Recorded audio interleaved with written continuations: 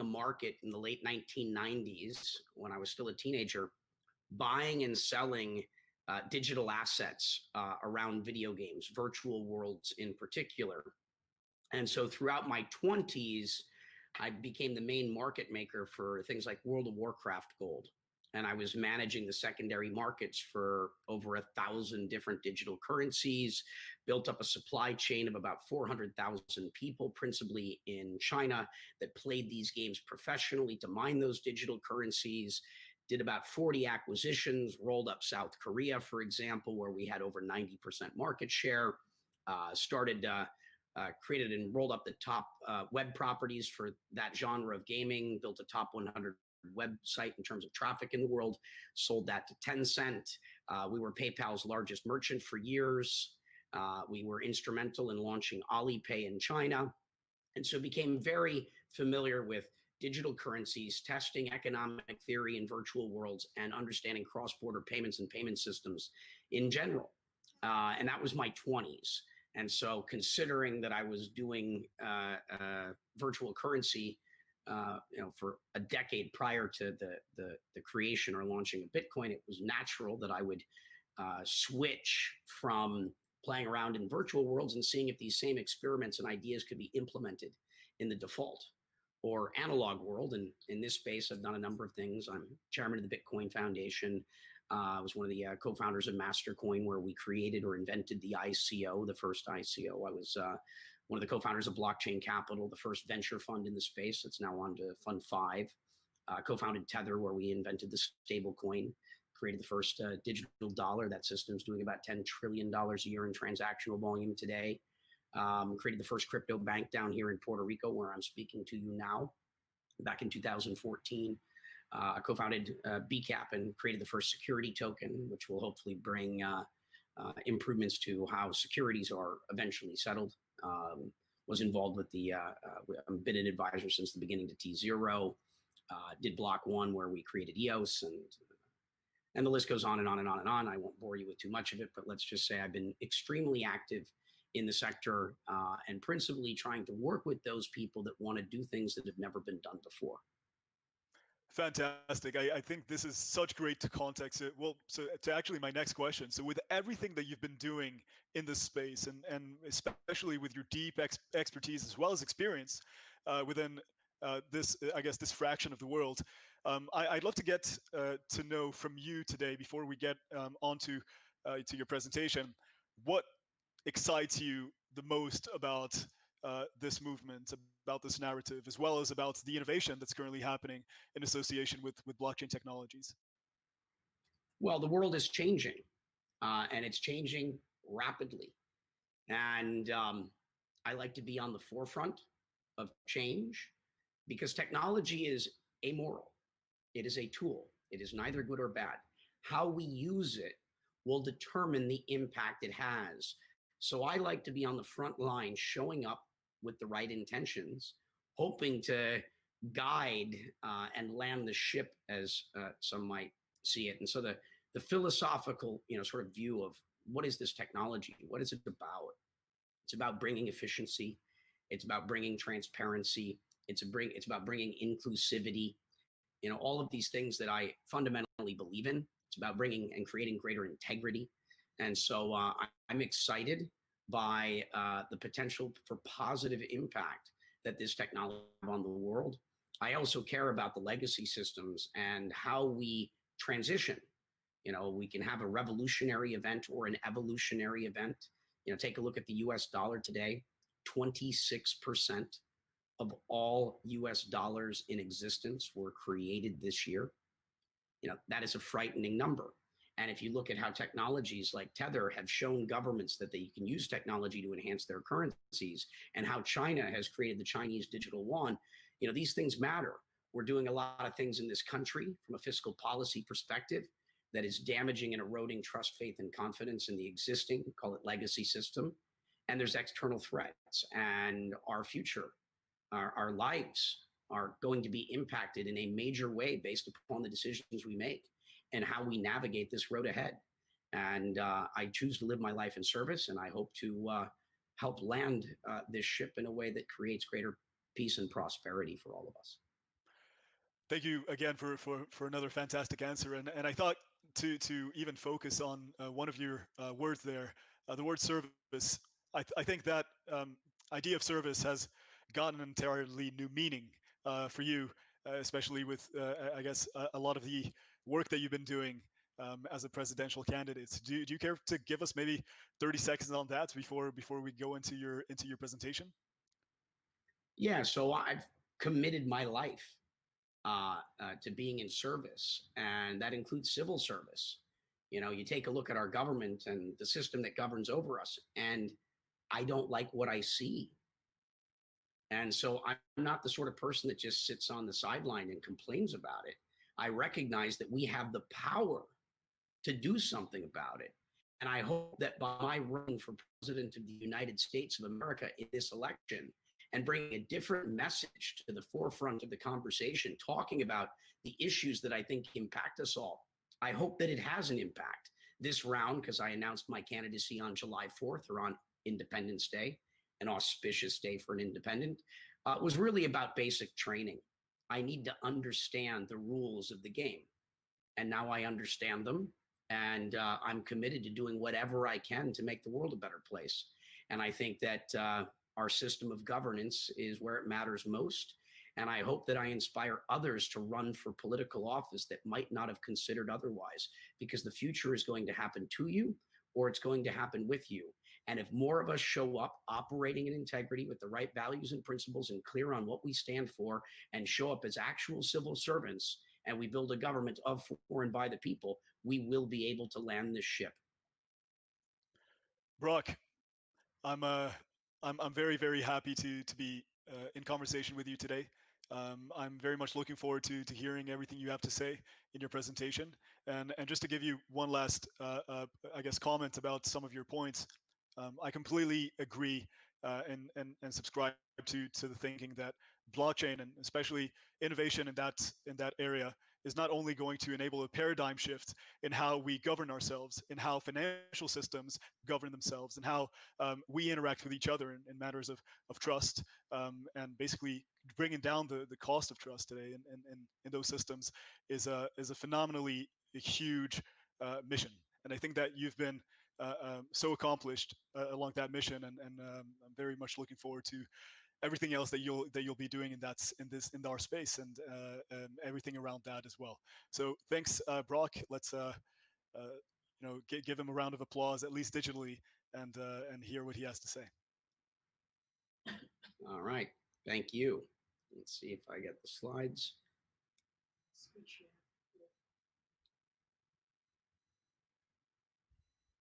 Share my screen. Okay.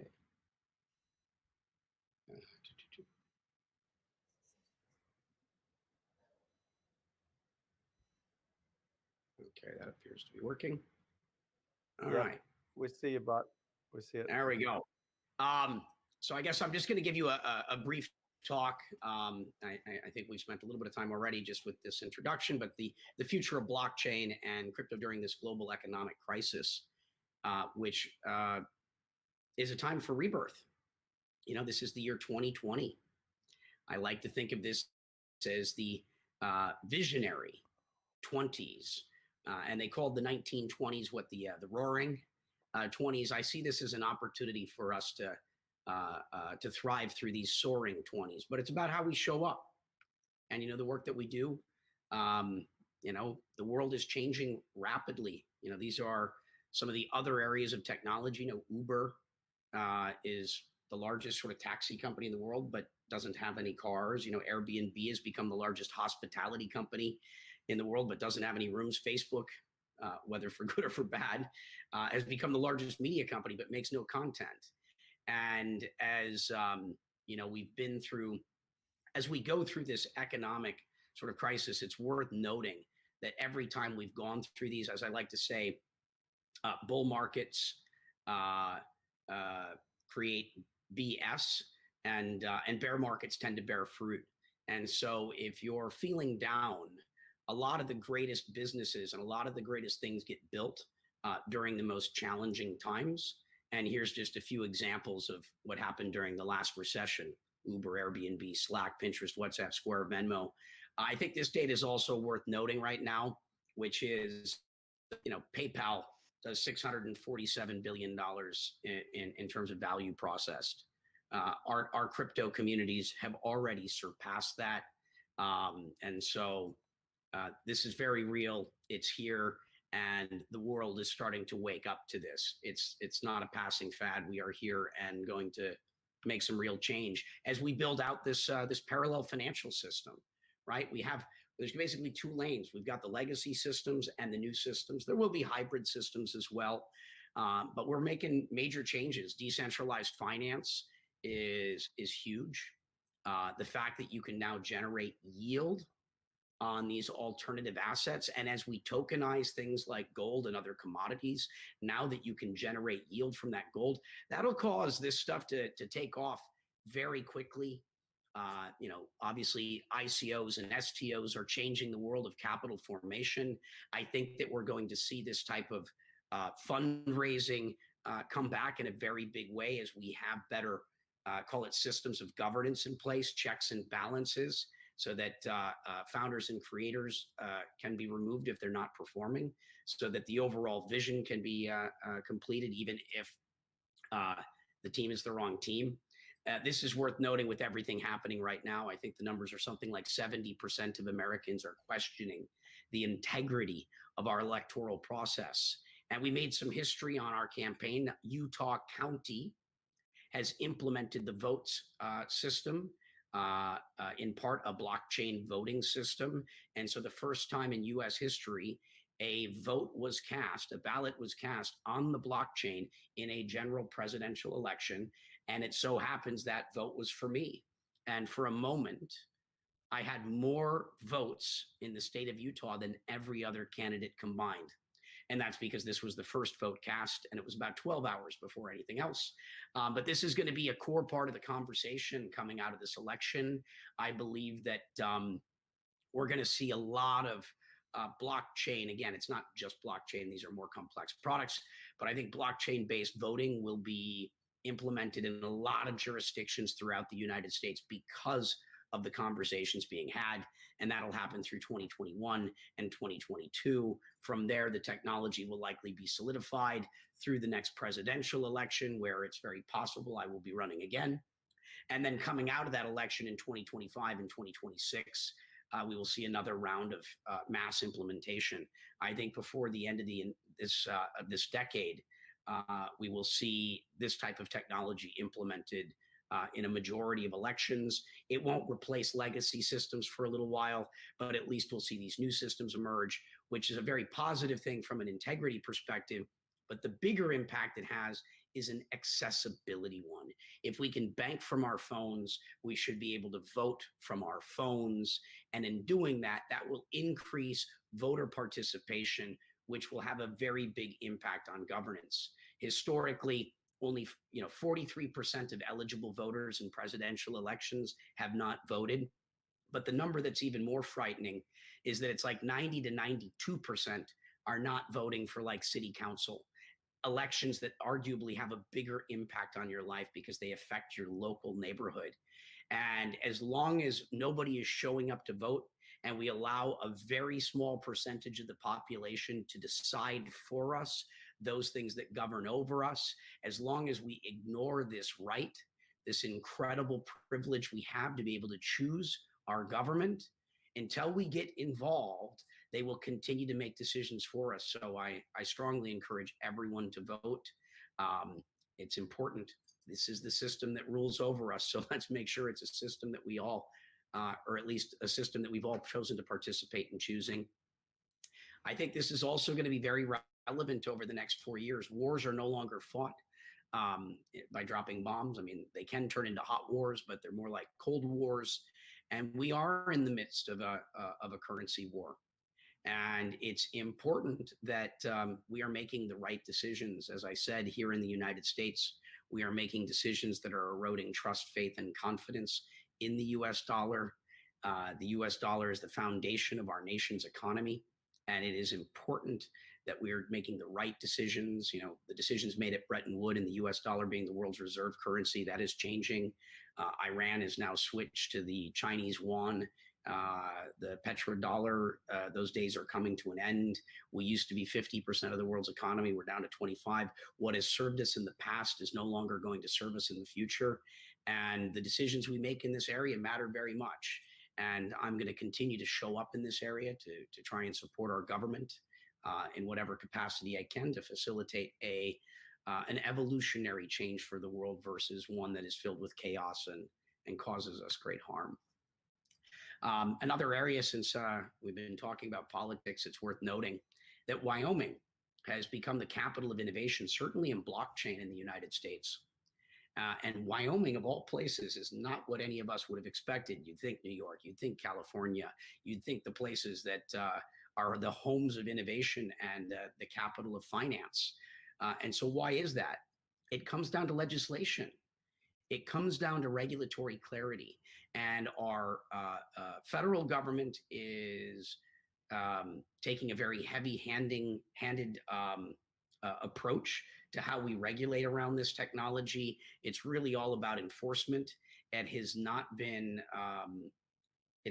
favorable to innovators and creating the sandboxes necessary to give people comfort here, which is why so many of our best innovators have been leaving this country and moving to other countries to innovate instead. And New York and California, similar to our federal government, have really been there in supporting incumbents and not showing up for our innovators. And what we've seen is that our innovators are up in the air and looking for a place to land. Wyoming has passed 19 favorable laws for our industry. And as a result of that, companies like Kraken and Cardano have moved there. You know, these are multi-billion-dollar leading startups, leading fintech companies on the planet. You know, these are the types of companies that can have a long-term impact on a state and major cities. And you have somewhere between 3,000 and 10,000 new companies that have incorporated in Wyoming this year alone because of this legislation. I've had the pleasure of meeting with legislators in Wyoming, Idaho, Utah, Alaska, Colorado. And as industries like natural gas and coal are coming offline, and states like Wyoming depended upon that industry and those revenues, they are like, we need something new. And these states are embracing innovation. Puerto Rico is obviously another place that I encourage everyone to come visit. Puerto Rico, I think, has the potential to be the Singapore of Latin America. You know, why is Singapore the hub for Southeast Asia? It's because of rule of law. People are comfortable with their businesses being set up there, the equity and cap tables being there. And if there are disputes, that those disputes will be handled in a way that is fair and legal, as well as the banking industry. Puerto Rico is similarly well suited to be that bridge, to be that gateway between Latin America and North America, also for the Caribbean, and to some extent between Europe or Spain and Africa as well. And so for those that wish to come down here, I invite you and happy to show you what's possible. And I know this has been a very difficult year for pretty much everyone, but the greater the storm, the brighter the rainbow. And so I'll just close on a little bit of some Phoenix action.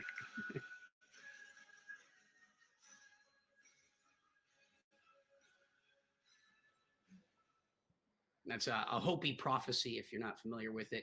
And so I'd like to thank you again for allowing me to come on today and to share a few thoughts with you. Thank you so much, Brock. Everybody, Brock Pierce just gave us a great presentation, and we're gonna continue holding on to a lot of what you said, Brock. At least in my mind, resonated deeply. I think that very similarly to yourself, everything that's going around, I guess, the implementation of blockchain in the real world is something I'm extremely excited about. And so, thanks again, Brock. You know, we're happy to have you here. Nick, how you doing, Nick? 1 second, Leo, before we go with Nick. Yep. Brock, thank you once again for coming on. Always a pleasure, my friend. And also happy birthday, belated birthday. Unfortunately, I was not able to make it to Puerto Rico. I got sick, really sick for a couple of weeks, but always a pleasure, and we'll follow up later. Thank you so much for your time. Thank you. God bless. All right, thanks. So continue, please, Lior. Yeah. Hi there, Nick. I've again very feeling very privileged to be able to speak to such amazing personalities this evening. Nick, how about you tell us a little bit about yourself and give us some context as to why you're here? Um, can you hear me? Yes. Oh Yeah.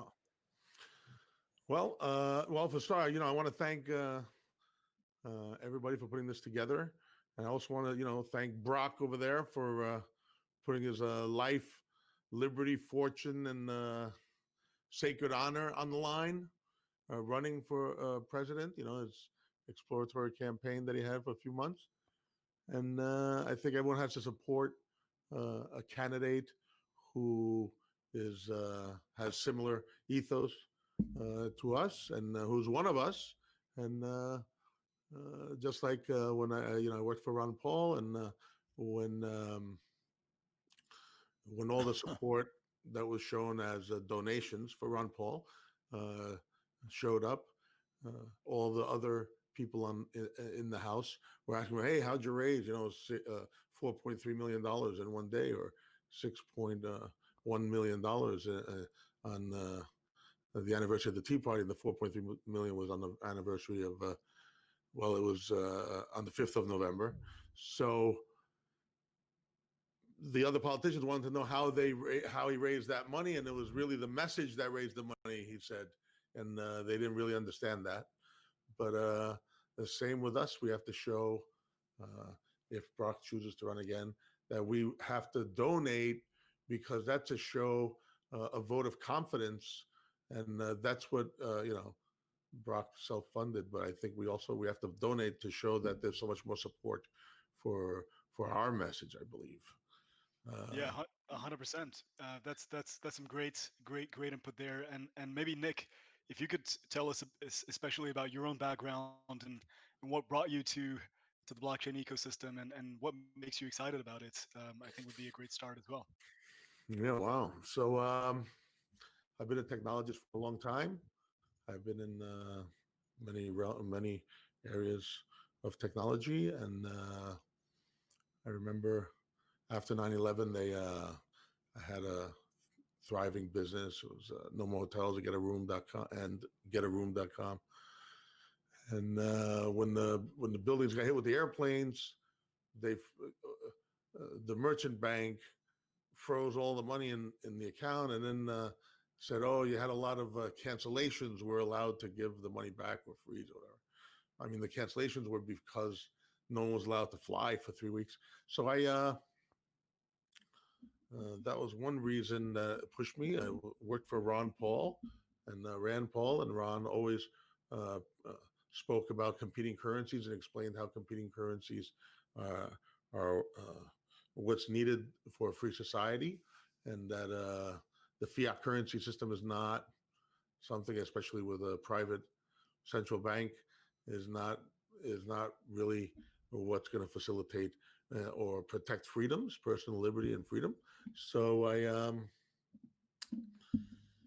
working for Ron, it's always been at the forefront of my mind. Uh, we attempted before, we had like Mind Cash and Mind Pay.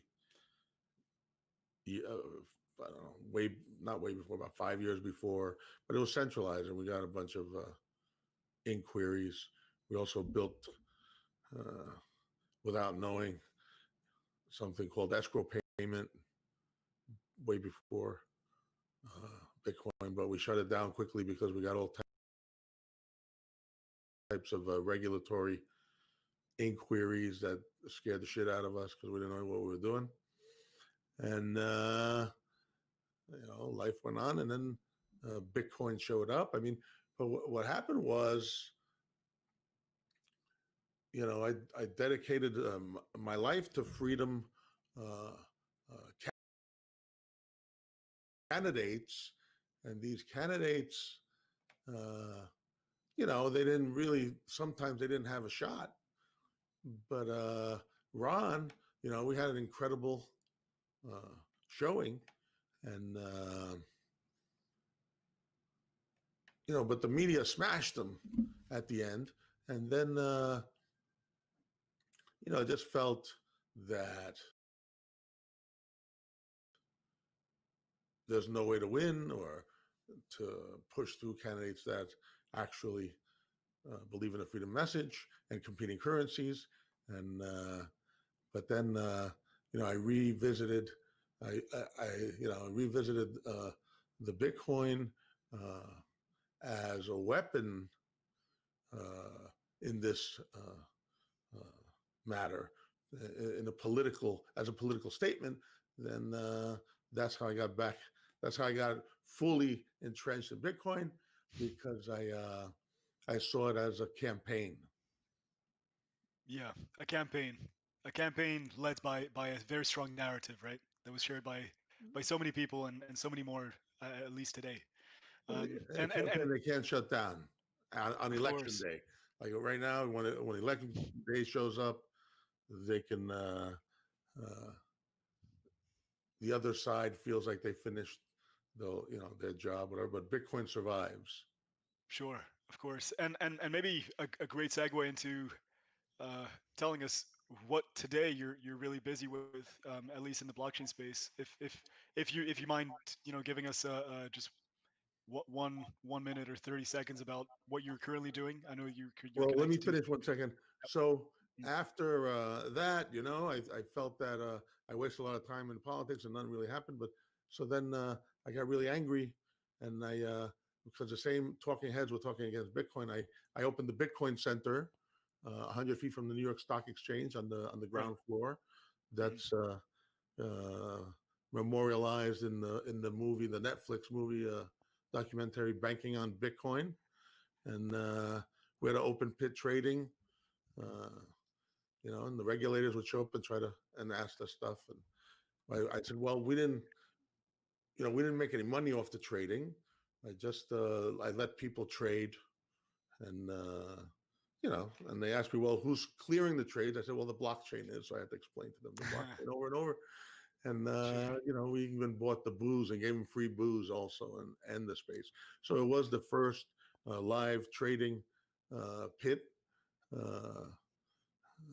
I recommend everyone watch the movie Banking on Bitcoin, because it's very informative in many ways, more than just the Bitcoin Center way.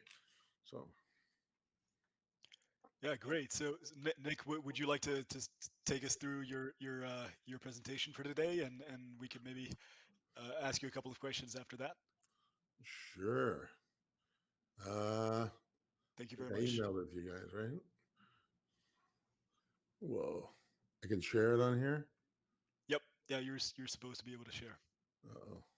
Yeah. I thought they emailed it.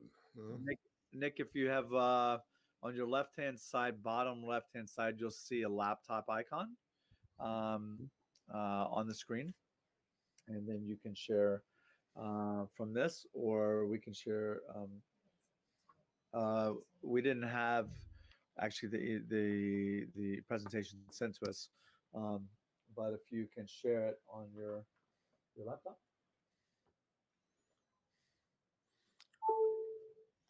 Well, it's okay. I can speak on it. Okay. If you like. Great. It didn't show up on the screen, right? So, Bitcoin's the first iteration, of course, of and the biggest, strongest, most powerful blockchain that has the most participants, and it's having a great run right now, a great move and everything, and that's going to keep happening, of course. And also, I'm involved in a few projects. I have a voting machine, paper ballot, 3 blockchain voting machine, which we used in 2016 at the Libertarian, Texas Libertarian primary. And we also used it in New York primary. There's a curbed article on that. And what that does is it's also a tabulation process. So there are many iterations of it, but there's a patent that was granted by the U.S. Patent Office and stuff. And what happens is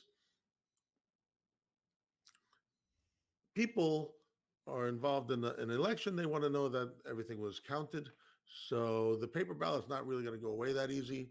And one of our systems counts paper ballots and records them on 3 different blockchains. And people get to believe in the process even more due to these recordings and tabulations on the blockchain. But they also, at the end, have the paper ballots. If you know, you got a rich guy, and I found that over the years because I worked in politics. The rich guys always think that they got more votes, and they challenge the votes. But the system does have to be challenged, and I like that it's challenged because I don't want the media being the one to pick the winner over and over. So that's one of our projects. Do you have any questions on that?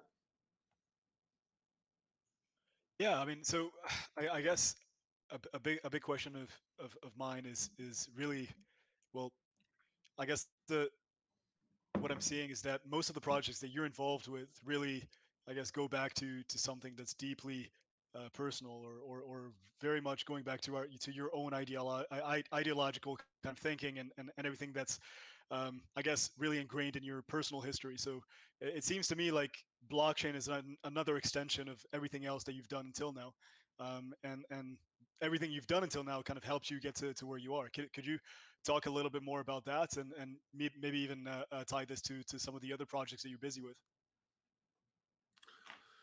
Yeah, I pretty much do what I want. I do not what I want, but what I'm pulled to. Uh, it's not usually, it's not really the money. I just want to accomplish uh, different things, and I've seen this coming. That process of tabulation is it's a very strange thing, the way it's been done over the decades. Um, Also, I believe everyone talks about, oh, my data is my data. My sell my data. Other people are selling your data. You're giving access to these big companies to sell your data, and you're giving them authority to save your data by signing, the thing on the bottom, and the terms of service. When you click it, you're giving them authorities to sell your data. Europe did something pretty cool to protect your data from other people, and it's a step in the right direction. So knowing that data is important uh, in many ways, not just personal data, but other data. We built this thing called Zap, which tokenizes data. You get your own token for your data. It works on, it's a layer over Ethereum and EOS, by the way. And people can tokenize their data streams or any data stream, and they get their own bonding curve, which we coined, by the way. It was curation markets before that by Mr. Delarouvier, and we picked up on that. So we have a fixed pricing index for that data because it won't be that it's like an automated market maker, because you don't want to pay a market maker and for something that might cost a few cents a day. And so we built Zap so people can oracleize data streams originally, but you can tokenize anything you want and sell it on the bonding curve. So I think that's the future, because the reason why I think that's the future, because in the past, I'm talking about 10,000 years ago, people figured out that they needed a centralized, or not a centralized, but whoa, I forget what it's called, but a means of trade. One guy had chickens, the other guy had goats, the other guy had fish, and the guy with the chicken would trade with the goat pretty easy. Maybe you could trade with the fish pretty easy, but then if the guy with the fish didn't want goat, he'd have to go and buy the chicken first and trade it for the goat. So what happened is a universal means of exchange was created, fancy feathers, things that were scarce. So I believe now, and that happened because that was a technology. So it turned out to become gold, and silver because it had all the properties that's needed for a currency, whatever. And people traded that. And so I thought to myself that, with technology, we can have a 1,700 way transaction. With smart contracts, we can have a 20,000 way transaction, a 200 way transaction, and the user wouldn't know the better, wouldn't know what he's doing, or that all this thing's happening in the background. So if everyone has the ability to make their own cryptocurrency, and that's probably a good thing because we have smart contracts that'll be able to trade them automatically in different ways to create the barter that universal means of trade, universal means of transaction, or medium, a universal medium of trade was created for, was a necessity back then, because the technology didn't exist and everyone didn't have their own currency. If they did, they couldn't trade it over the ether, over the internet, on the other side of the planet. So what the new thing that we built here is that people can make their own token. They get their own DEX, their own exchange, and in that exchange, there's an automated market maker, which is a bonding curve. It's an algorithmic market maker. So you can have one trade a month, two trades a month, and people can trade each other's tokens in the background, and you can get up to big 1,000 different trades for someone that wants to buy ice cream. I know it sounds a little crazy, but it can. Sure. No, of course, but ultimately that actually kind of makes sense after everything you've explained. I know that we're starting to run out of time here, but maybe one last question that I had for you is, so with everything that you've done so far in the space, and especially the projects that you're currently working on, if you had to define in your mind where blockchain as well as Bitcoin actually will be in the next 2, 3, or even 5 years from now, how would you characterize that future, and what are you hoping for these technologies?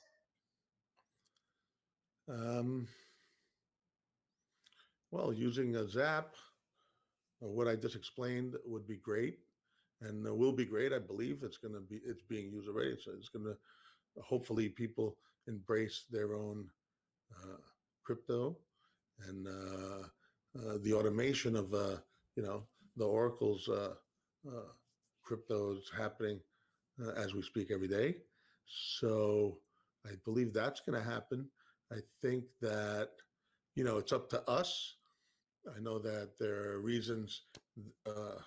There are other people also who have their own motivations, and I believe that we have to embrace the permissionless, open source blockchains, and and to be able to express ourselves as we're designed as humans, to walk freely in our environment. And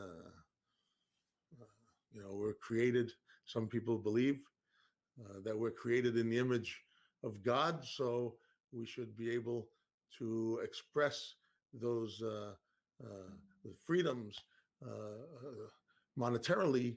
And whenever we see that there's a closed, permissioned blockchain, we must try to talk and explain to people that that's not the way to go. Open source, open permissionless blockchain, borderless blockchains. That's the freedom that's being afforded by this, financial freedom, technological freedom that's being afforded by this technology, and changing the face of the world. But it's up to us, and we have to be bold, because we're the ones who understand it. We have to be bold, And we have to be kind. We have to be bold and kind, and move forward, teaching people. I remember learning about Hippocrates and how medicine in the past, if you became a doctor, you were obligated to teach others to become doctors. So I believe we have to have those same rules now, and be kind, teach others about open permissionless blockchains and the technology, Bitcoin and others, and spread the word. And then not only tell them about it, but also embrace, like we did in the blockchain center. We pulled everyone in. We had hundreds of people every day. We had all the tour groups. We had meetups every day, and we did a Bitcoin 101, and we explained it till the point where we gave them Bitcoin. It's probably, I don't want to add that up, it's probably a lot, but we gave Probably a lot by everyone now, yeah. we gave everyone Bitcoin, and that's the only time they learn, is when they have something in a wallet on their phone and they can play with it. It's easy to talk to people, but then 5 years can go by before they think about it again. So we have to embrace the technology and be apostles, and go out and spread the technology, and the world is going to be a much better place. And if we don't free ourselves, with the permissionless open source blockchain, we're going to be imprisoned and enslaved by the permission closed blockchain. And I think we have to rise above and teach the kindness of the transparency, and how the world moves forward with these technologies. And I don't know what else to say. No, I think that's great. I think you left it on a great final note in terms of, I think the final statement for me really stood for, yeah, I think your desire and genuine, I guess, interest in moving much of the world and much of our resources and much of our systems onto truly trustless, truly decentralized infrastructures. So thanks for that, Nick, and we're very excited to have you here. Before Thank before you. I before I present our next speaker, I just want to bring us back to what I think is very important about these types of conversations. And again, I think having the opportunity to discuss about the future as well as the present of the space is just as important about it's just as important as talking about some of the other potentially disruptive entrants, or especially some of the amazing opportunities or startups that are working within the space. So of course, thanks Rob for putting all of this together and bringing the presenters before those keynote speakers. But I think that this is another great segue into us learning more about the space, understanding more from thought leaders like yourself, Nick, and as well Brock. So especially now that we're moving on to Harumi. Harumi is working at Celsius, and she's been doing some really interesting stuff. Harumi, how are you doing? Want to introduce yourself? Maybe give us a quick intro about yourself, and we could start delving deep. Absolutely. Thank you for that introduction, and thank you for having me as one of the keynote speakers today. I was kind of thinking about it. I'm like, oh my God, I'm so excited I'm going to be participating in this event that maybe I cannot sleep tonight. So I'm glad that today came without too much of a hiccups, and I'm here. So that thank you. I just like many people who are in the finance aspect of this fintech world, I started my career in the very traditional finance. I was an investment banker. I started as a derivatives trader, and did some M&A as well before began to move more into the fintech world, long before the words like fintech and an artificial intelligence and all these words actually existed. So I actually always say I was a banker first, and then I moved into technology, and then the fintech came after me. That's kind of how I always introduce myself. Did a fintech for quite a while, and then after I turned around a small organization, I actually started my own consulting firm. And because of my previous experience of being the innovation and fintech professional, I began to be invited to a lot of different speaking events and things like that. And that's where, as part of meeting a lot of people in the field, and the crypto was just kind of really becoming a thing around the time I started my own company. So I was still like, relatively novice back then. I still was very fortunate to get exposed to a lot of people in the field that way. And then that's getting introduced to Celsius was a part of actually knowing the people who were involved with the company.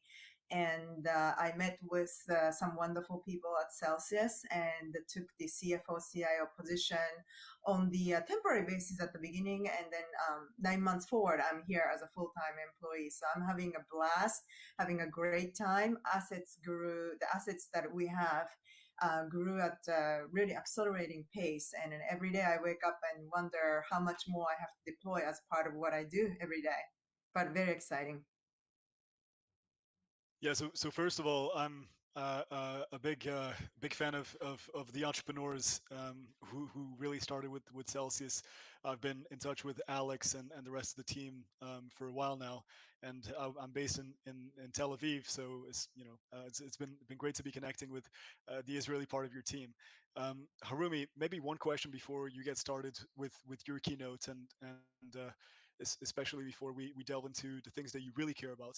Maybe you could tell us, especially as somebody who came into this industry with a deep specialization in the financial markets, can you maybe give us your idea on probably the thing that surprised you the most as a perhaps again as somebody who was so deeply specialized in the financial world, and perhaps something that caught you off guard, or perhaps something about the technology as well as its use cases, especially with regards to financial networks and financial protocols, that perhaps taught you something new, or showed you something that was not possible before. Oh, that was not okay. So, I was actually thinking of something entirely different when you were talking about something, that is. So, I'm going to answer something a little bit different first, and then as I'm talking about that, I'm going to think Of about what course, feel free. what was not possible before. So, one of Sure. the things that always amazes me in this like rapidly changing world is that the people, because things around us happen so fast nowadays, it, everyone seems to have forgotten actually when the new technology is born how long it actually takes for the technology to be accepted and find the real use cases and go down the path of mass adoption. So I am obviously working for a crypto company right now, and then obviously blockchain and crypto are what I really focus on most of the time, what I do. But I as part of my consulting practice, blockchain and crypto are not only the things that I do, right? I do other emerging technology related projects as well. And some of the things that, because education, I believe in education.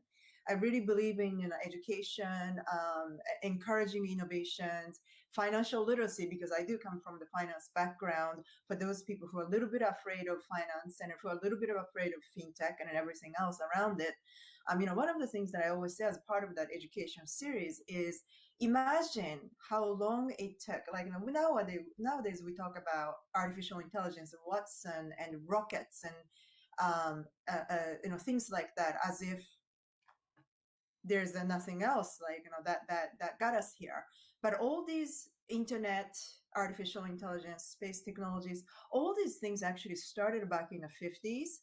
And fast forward to 2020, look where they are. The artificial intelligence only began to be something, let's say in the last decade or something, with chess master getting beaten by the technology, and the technology actually got one of the technologies actually got the recognizable name like Watson, and you see all these sort of financial magnates getting into the rocket business and things like that.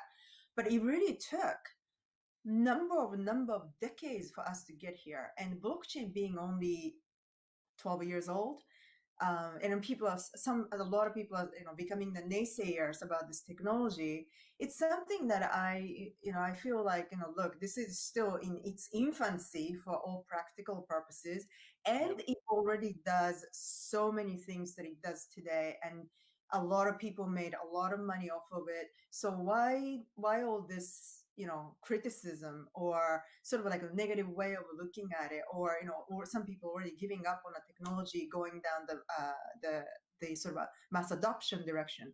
So that's something that I always kind of like talk about as part of my education when I do sort of educational presentations. And some of the things that I really, really appreciate the blockchain specifically can deliver is, it's like, you can share the information that you choose to share with whom you choose to share, right? I mean, right now, all these big tech giants are the sole winners of all this like personal data that is being created out there. But we have to, I think, take that back into our control. And, our data, our personal data, is far more than, I don't know, $5, coffee gift card that somebody gives you when you fill in the survey form, for example. So it's it's one of those things that I think we all need to be cognizant of, and we really need to appreciate a technology like blockchain can deliver. So that's, I think, one of the surprising things that I think this technology did for us. Very, very pleasant surprise, that is. 100%. Yeah, couldn't be more pleasant, and I think that blockchain as a medium for innovation has been extremely successful, at least at bringing more teams, builders together, at bringing entrepreneurs and I guess even financial I guess powerhouses and institutions into the space so quickly, like you said, and it's only been so little time. Is probably one of the things that I'm really going to retain from your last few points there. So Harumi, with no further ado, please feel free to get started with your presentation, and we can chat about it a little bit later. Thank you so much.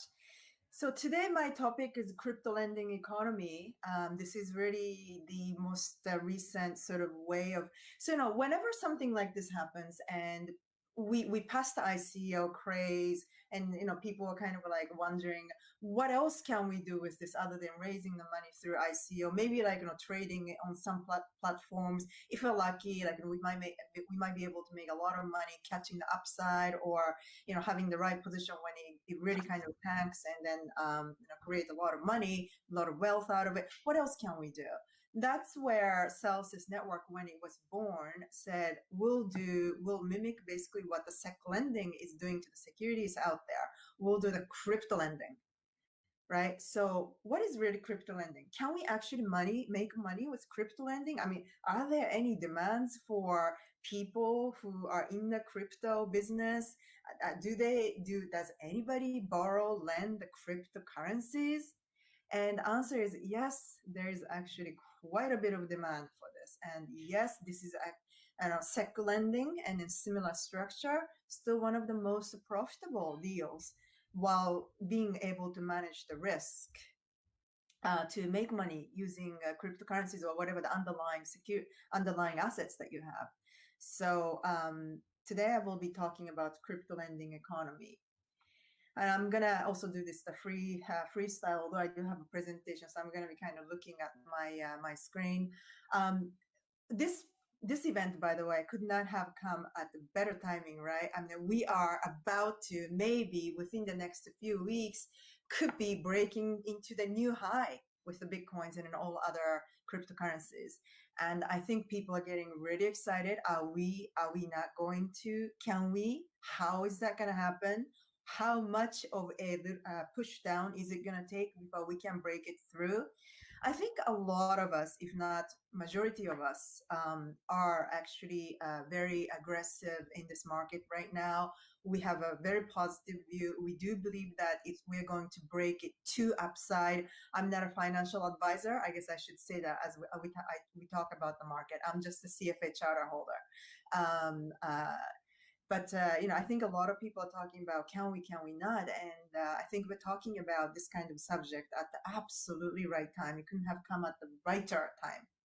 So I'm very excited about the general sort of crypto discussion. But since today we're going to be focusing on crypto lending, let's just talk about what is crypto lending first. It's very, like I said, it's sort of like a securities lending. But there are two parties involved in the crypto lending. I mean, you could have multiple other parties, but basically there are two parties involved. One has a crypto, and the other side either has another kind of crypto, or maybe cash that they can lend out. And one side gives the crypto, the asset, the digital asset, as a collateral, and the other side lends the cash or another kind of cryptocurrency that the other party really needs. It's as simple as that. The crypto lending is as easy as that. And usually how you make money off of it, if you're on the lender side, you collect interest on, just like the banks lend money, the investment banks lend money on the securities, against securities, whatever it is, you collect interest on it. And crypto world is exactly the same thing. In case of Celsius network, we have two different ways this borrowing lending relationship can go. So our base is retail people like myself who have a little bit of cryptocurrencies, open the wallet with Celsius, and it doesn't even have to be Celsius. It can be any companies that are doing this kind of wallet service business. That is in the crypto lending business, and we can put the coins in the wallet, and then in return we either make rewards off of these coins, or we can use our own coins as collateral and borrow money.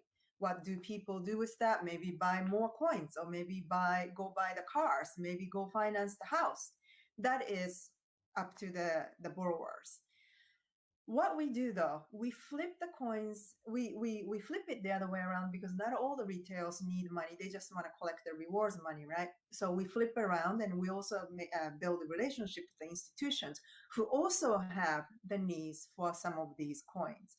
So we have a couple different ways this crypto lending relationship can go, and it is absolutely it can be if you do it right. It's an absolutely profitable business that you can be in. Fortunately, we're doing pretty well there. So I would like to talk a little bit about who we are or what we do. So we are a company whose bread and butter business is crypto lending. The financial systems that came into the whole financial services industry in this modern era, and we actually do pay up to 80% of how much we make to those people who trust us with their coins. So in the world where regular financial institutions, banks, if you bring your US dollars or whatever the currency that you make, you bring it to the banks pretty much all around the world, you can make less than 1%. With the crypto, with us, you can make, depending on the coins that you give us, because we have different demands for different coins, you can make somewhere between 5 to 12, 13%, depending on the class, depending on which coin you provide. But there's a huge difference in how much you can make. So that alone, I think you can call it for the customers, for the individuals like us, it's a really equitable business. We do believe in transparency. Like we were saying, like we all said throughout today's session, transparency is really the key of this technology. This is why we're here. This is why we use this technology. And then this is why we do build, depending on who says it, the trust system or trustless system we can build. So we are really kind of trying to use this transparency of the technology to redefine the whole traditional banking. Just to give some idea, because this is at the end of the day crypto lending economy, that's the topic of this presentation. Being the finance person that I am, I deal with the numbers that I can quote for sure. So let me quote some of the numbers that are coming from our company. The assets that we handle today is over $2.4 billion. Now, remember, the company was founded in 2017, and in terms of operationally, this company has been in existence only since middle of 2018, pretty much. Now, imagine that, and we are in the sort of towards the end of 2020, so we've been operational for a little bit over 2 years, and imagine a hedge fund, right? We are not a hedge fund, we're not a money management company, but imagine a fund which collected over $2 billion in such a short period of time. That's what That's what Celsius did. That's what the crypto industry is achieving, managing. If you count only because because we all the clients are free to take the coins out anytime they like. On the accumulative basis, we had almost $3 billion of inbound transfer of all the coins together. So if you think about, okay, $2 billion and 3 billion, almost like $3 billion. Yes, we actually tend to be the transfer positive on pretty much every week. And I think that kind of shows the power of how much money is floating into this industry right now. More people have it than to take them out and then you have to use it for something else. The amount of total rewards, total rewards paid to all the retail customers, it's over $28 million. And we have over 175,000 registered users just with us. Imagine how many crypto people are out there, individuals like yourself and myself. We made, on the institutional side, we already made almost very, very close to $9 billion loan, and add the retail loans on top of that. You can only imagine how big that number is. Like, we're talking about 10, right? We're talking about $2-digit $1 million number there. And we have over 250 institutional partners who do the institutional business with us. So as I was saying, like, is there economy in this business? Yes, absolutely. Is this profitable? Hearing the numbers so far sounds like it's profitable, right? I mean, you don't have to believe any words that are coming out of my mouth or anybody in the crypto business says this. I think the numbers are the evidence of how the crypto industry, generally speaking, are doing. So, and also annually, the user growth has seen 460% of growth since last year into this year. And asset growth has seen over 700% of the growth. That's how quickly the industry, generally speaking, again, is growing. And as I was saying earlier, it takes any technology a while before the mass adoption happens. And then I think that this is really one of the fastest growth, if not the fastest growth, that one of those so-called emerging technologies has seen in the recent past. And it's not just coming from one or two coins, the growth itself, people's interest in certain coins. Just to give you some numbers, the numbers that we can see, the Bitcoins has seen over 100% of growth, getting to us. Stable coins are almost 500% growth. Ethereum has seen over 200% growth. Altcoins, the coins that are not necessarily as liquid or heavily traded as Bitcoins or Ethereum, still has seen 143% of growth over the year. So imagine that. Just imagine that, right? And staking coins, those like newer businesses that are happening in the crypto, it's seen 980% of growth. Just imagine all these numbers. Just imagine all these coins are being utilized, purchased, utilized, deposited somewhere, lent against every day.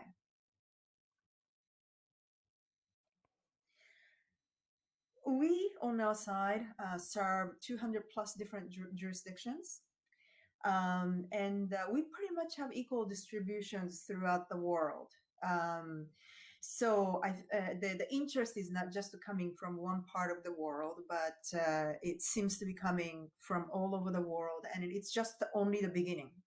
Because at the end of the day, still far more people have cash and credit cards than cryptocurrencies. So this is just a start. Of course, we take the risk management aspect of handling the client money very, very seriously. Crypto industry is still not as regulated as the traditional finance, right? But we are ahead of the curve. We do take the risk management very seriously. To date, we had no loan defaulting. We made 6,500 plus asset-backed loans. So remember, I was taking the collateral and providing the loans. because of the collateral, even if there's a default happens at some point somewhere, our client assets are protected. But thankfully, so far we had not defaulted, so we're protected double the time, double. Thus far, that means 100% principal returned, and while we are growing so fast. And I think this, I'm talking from the Celsius numbers point of view, because again, those are the numbers that I can really speak. But the cryptocurrency industry in general is growing fast, and then everybody's figuring out the way to put the safety measure in place. So that's something that we are doing. And then of course, I mean, the other side, because I'm in the finance position, I'm mainly talking about the financial risk right now. But on the technology side, we take that very seriously too. We have a chief security officer who is mandating us to do more and more things. And on some days on the business side, it's like, right? But that is what's making our business safe. And that's what's keeping the client's assets safe. So rest assured, we are looking at the risk from both angles every day, every moment. That brings me to the end of what I wanted to say for the crypto lending economy today. So I'm going to now shush and turn the mic back to you. Thank you so much, Harumi. It's been great to learn more about your insights into the space, and of course, I guess the first question that I guess think about when looking at Celsius and other lending companies or even now protocols, I wanted to ask you about, so how does a company like Celsius, um, which is a centralized company that is generating revenue and getting, I guess, touching the real world. How are you looking at Celsius as opposed to other lending providers or lending protocols, like some of the more decentralized ones in Aave and even Compound to an extent? Yeah, no, great question. Thank you so much for that question. I said from the beginning that we are the centralized finance in the decentralized finance industry. I mean, yes, blockchain is a lot about decentralization, but nevertheless, business is a business. And then I do strongly believe that we still need somebody who's experienced in running the business from all different angles, right? I happen to be in a finance position, but we need some people who can run the technology. We need somebody who can be the face of the company. We need somebody who can manage all sorts of relationships. And I do think that when you are being trusted with the client money, and for some people, this is a life savings, right? That they are putting into Bitcoins and then trying to trust somebody with that kind of life saving money. So I do think that there's a place, even in this decentralized world, where some kind of centralized brain management experience has to take a place. And I do believe that Celsius network has that sort of nice medium place where we are the centralized finance, but utilizing all of the advantages that decentralized finance settings and technologies and infrastructures actually bring to us. So that's, I think, my answer to you. No, that's a great answer. And look, I think from our perspective as investors in the space, I think that one of the most important things, at least in our mind, is to really understand, where, I guess, where the future is headed, but also, so kind of thinking about outside of the box and trying to understand what's happening in the future or what's going to happen in the future. But most importantly, something to think about, at least for us, is looking at the box for what it is, not necessarily outside of it. And I think that from that perspective, I really think about Celsius in a pretty interesting way, right? Because you guys ultimately have been able to really take advantage, like you said, of the properties that the blockchain brings, but still, I guess, bridge that into a business that is generating revenue and growing substantially, right? So, your numbers have been astounding, despite, a lot of what was been happening in the fully decentralized landscape. And so I think, results can't really be disputed. However, there's definitely a lot to read into there. I'd be very happy to learn more about how you see the core differentiators, and of course, what are the pluses and the minuses of dealing with 100% decentralized protocols like what Aave and Compound are striving to be, versus what I guess the services provided by Celsius, a centralized company. So that's definitely something that we can spend hours talking about, and perhaps yeah, we definitely should at one point. Just seeing that it's now 7:30 or at least 7:31 for me, which means that we need to start wrapping up. Harumi, I wanted to say thank you very much for sharing your thoughts with us. And for such a constructive and candid keynote as well. So thanks for that, and I guess also thanks for everybody who has participated in the last hour for our keynote section of I guess this week's Goldfingr event, as well as Virtual Deal Club. Um, my name is Leo Misika, and just to give you a little bit more background as to what I've been working towards, and maybe what I find interesting and important in the space. So I'm currently based in Tel Aviv, but I'm also, I guess, working with a variety of other geographies in my calendar, as we are all are today. Um, I wear a couple of hats, but one of them is I'm the founder and managing partner at Eden Block, which is a venture capital firm that specializes in blockchain technologies.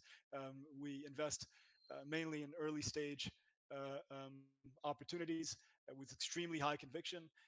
In the last 3 years, we've had the amazing pleasure of working with upwards of 28 um, companies, protocols, networks, etc., as well as invest into most of those. And I guess that today, what we really care about, as investors, is really to try to fully flesh out, where blockchain will be the most disruptive, and where blockchain, as well as associated technologies, will bring the most value.